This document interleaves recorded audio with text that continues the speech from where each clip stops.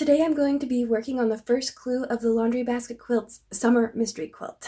I'm so excited to get started.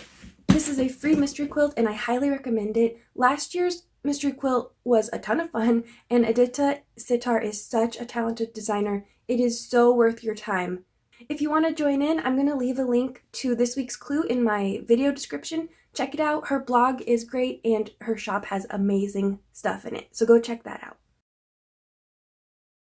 For the first clue, we need 6 fabrics, 2 dark, 2 medium, and 2 light. We're not going to be using the contrasting fabric or our background fabric.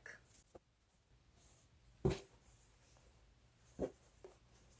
I'm going to start with my 2 darkest fabrics, I think, and then my 2 lightest fabrics.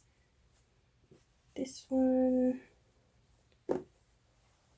definitely that one. And then I need to fill in with some mediums. These 4 here are actually pretty similar. Not quite right yet. I think I still need a better transition between the mediums and the lights.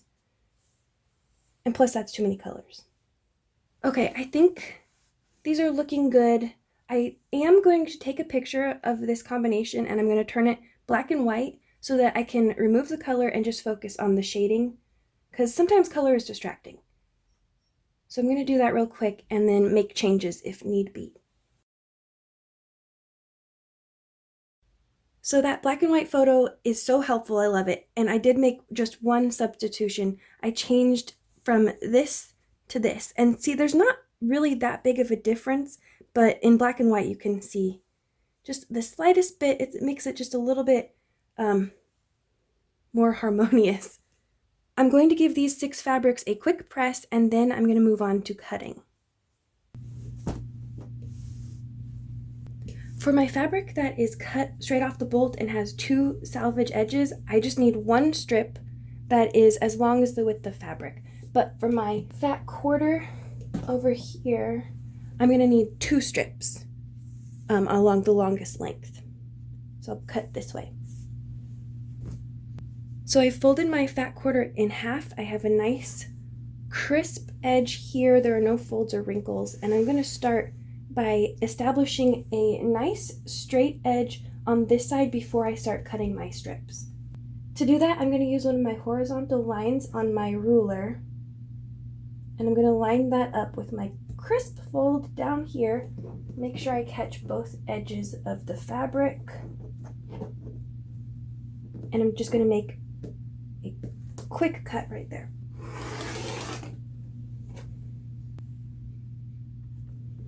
Then I'm going to carefully flip it over to the other side without shifting the fabric.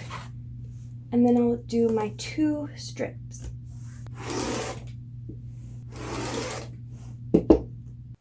For my nice wide fabric, I'm going to do the same thing, except I'm not going to introduce a new fold. So this is the middle of the bolt fold. I'm not going to quarter it because I do get antsy when I have too many folds, because there's the opportunity for things to get askew or wrinkled and you can't see it because it's in the middle of all the fabric. So I'm just going to turn to my big old long, is it 24? Yeah, 24-inch ruler. So I have my crisp, wrinkle-free folded edge down here. I'm going to line up one of my horizontal lines on my ruler with that edge. I'm going to double check that all of the fabric is caught.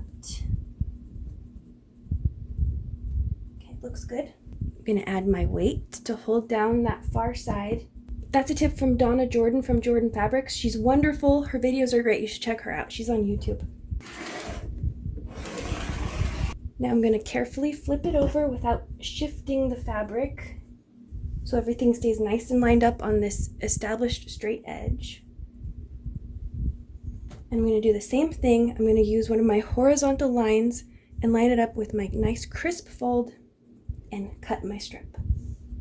Oh, it's worth noting, I line up the horizontal line and this nice long vertical line. And if you can't get the 2 to match up at a 90-degree angle, you need to re-establish your straight line. Add my weight. And I've got my nice long straight strip. To recap, I have 5 fabrics that are the width of fabric, and I have one fabric that is 2 strips that are half the width of fabric. If I was working just from yardage, I wouldn't bother cutting these, but in this case, I'm going to cut each of these pieces along this fold line, and then I'll piece 2 identical strip sets and then subcut from there.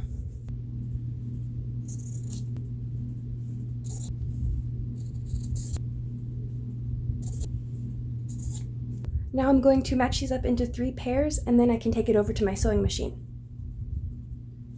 Before I start sewing my strip sets, I'm going to make a little sample to test my 1/4 inch seam allowance. So I cut each of these pieces to be 1.5 inches, and the length doesn't really matter.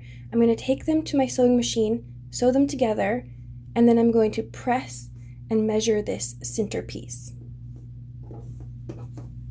If you're making a sample of your own, you might be tempted to skip pressing, but don't. It can make a difference, and you want to make sure that none of your fabric has folded funny over that seam. You want a nice, clean, flat seam, and then it started as 1.5 inches, so with these seams here, it should measure at 1 inch exactly.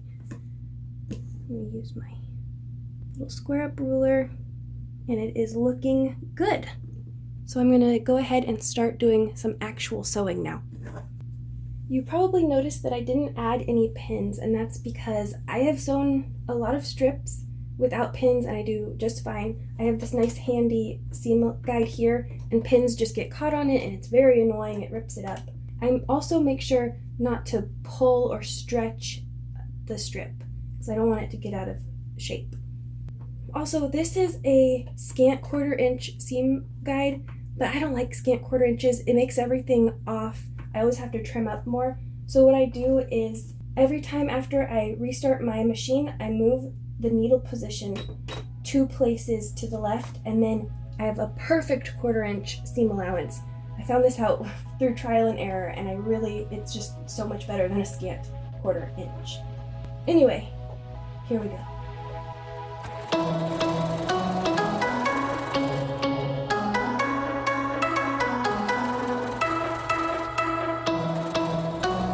Slow and steady.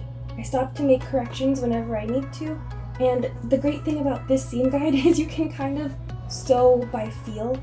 My mind does wander when I sew sometimes, and it's just really great to have this little raised up edge to have your fabric hit so it doesn't go, way out of whack.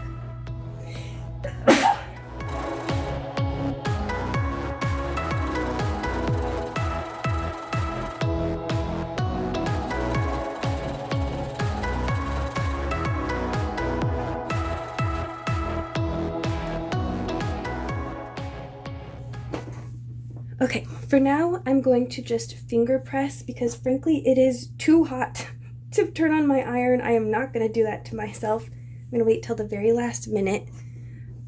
But for now, finger press. And I'm going to finger press them all to the dark side.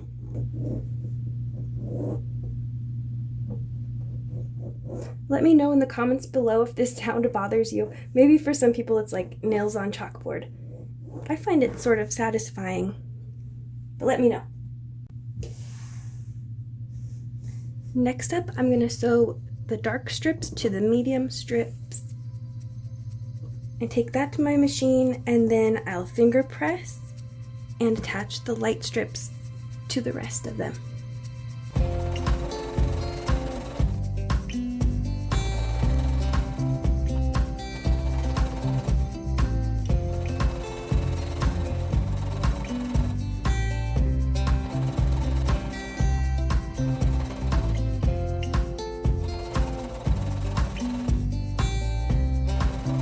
I have my wool pressing mat. This is a nice big one. It came in a pack with 2, and the littler one I keep by my sewing machine. And I have this nice big huge one that I take out when I want to press something bigger. So I'm going to zhuzh it a little, make sure my finger pressed seams are going the right way. They're all going this way towards the dark colors. And I'm going to come in, and I think you've probably heard by now, I'm not going to iron, I'm going to press. So don't push your fabric. I just sort of glide, lightly glide. A lot of people go press, press, press, lift up, press, press, press, lift up, like that, but I do more of a gliding motion. A glide and a wiggle, I guess.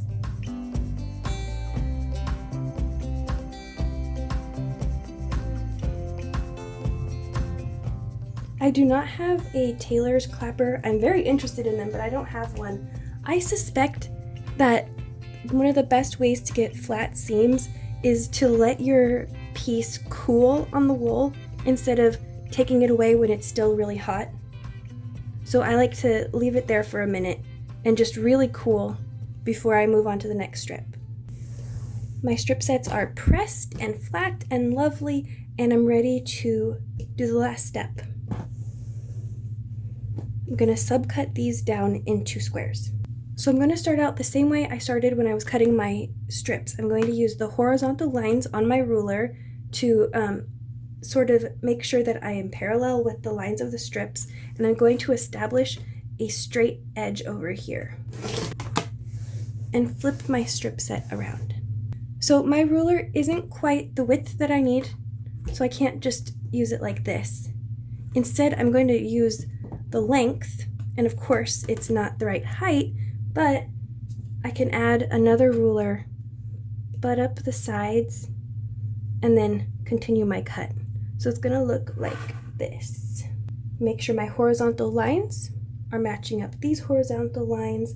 This vertical line is gonna match my straight cut edge.